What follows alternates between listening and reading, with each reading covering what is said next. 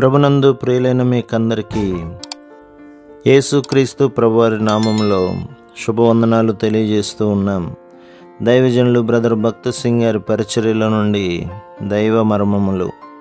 మే 28. దావీదు అంతకంతకు వర్ధిల్లెను, సైన్యములకు అధిపతియగు యెహోవా అతనికి తోడుగా నుండెను. సమూయేలు 2వ గ్రంథం 5వ అధ్యాయం 10వ వచనం.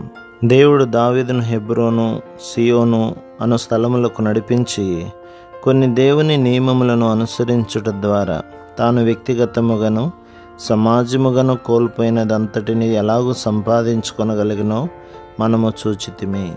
దావీదు హెబ్రోన్లో 7 సంవత్సరముల 6 నెలలు నివసించిన తర్వాతనే సియోనునకు వచ్చెను. మొట్టమొదట దేవుడు దావీదును హెబ్రోన్లో సిద్ధపరచవలసి వచ్చెను. సహవాసం యొక్క సంపూర్ణ భావమును దావీదు అచ్చట నేర్చుకొనగలిగెను. అక్కడ నుండి దావీదు సియోనుకు తీసుకుని రాబడెను. ద్వితీయోపదేశకాండం 7లో ఉన్నట్లు కనాను దేశములో నివసించుచున్న 7 జనాంగములను ఇశ్రాయేలీయులు తోలివేయవలెననియు, వారితో ఏ నిబంధన చేసుకొనకూడదనియు, వారితో వివాహ సంబంధములు ఏర్పాటు చేసుకొనకూడదనియు చూచెదము. వారి మానవ జ్ఞానమును అనుసరించి వారు దేవుని ఎడల తప్పిపోయిరి. ఆ 7 జనాంగములు అక్కడే నివసించి ఇశ్రాయేలు జనాంగమునకు గొప్ప నష్టం తీసుకుని వచ్చిరి. సమూయేలు 2వ గ్రంథం 5లో ఎట్లు దావీదు 7 జనాంగములలో ఒకటైన యెబూసీయులను జయించి సియోనును వశపరుచుకొనెనో, ఆ పట్టణములో తన సింహాసనమును ఎట్లు స్థిరపరచెనో చదివెదము. తర్వాత తన గర్వమనడి పాపమును బట్టి ప్రజలను లెక్కించవలనని పట్టుబట్టెను. అందువలన ప్రభువు అతనిని శిక్షించెను.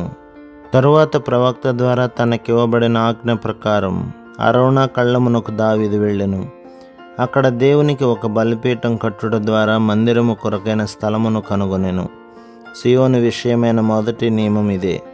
దేవుని ఆలయము ఉండవలసిన స్థలం ఇదే. ఆయన నివాస స్థలము యొక్క ఉనికి మనం చూడవలననియే మనలను దేవుడు సియోనుకు తెచ్చెను. సంపూర్ణముగా విరగగొట్టబడి తగ్గించుకొనిన తర్వాతనే దావీదు ఆ స్థలమును కనుగొనెను. మొదటిదిగా మనము దేవుని సొంత మార్గంలోనికి తీసుకుని రాబడవలెను. రెండవదిగా ఆయన సేవలో మన సొంత జ్ఞానము, తెలివితేటలు, యోగ్యతల మీద ఆధారపడకూడదు. మందిరం కొరకైన స్థలమును దేవుడు దావీదునకు బయలుపరిచిన పిదప మందిర నిర్మాణం కొరకైన మచ్చును వ్రాతమూలముగా దేవుడు ఆయనకిచ్చెను. సియోను యొక్క 2వ దైవ నియమము అదియే. ఇది మన వ్యక్తిగత కుటుంబ సంఘ జీవితముల కొరకు గల పరలోకపు ఏర్పాటు. దినవృత్తాంతముల 1వ గ్రంథం 28వ అధ్యాయం 19వ వచనం. ప్రభు మిమ్మును, మీ కుటుంబమును, మీ సంఘమును దీవించి ఆశీర్వదించునుగాక. ఆమేన్.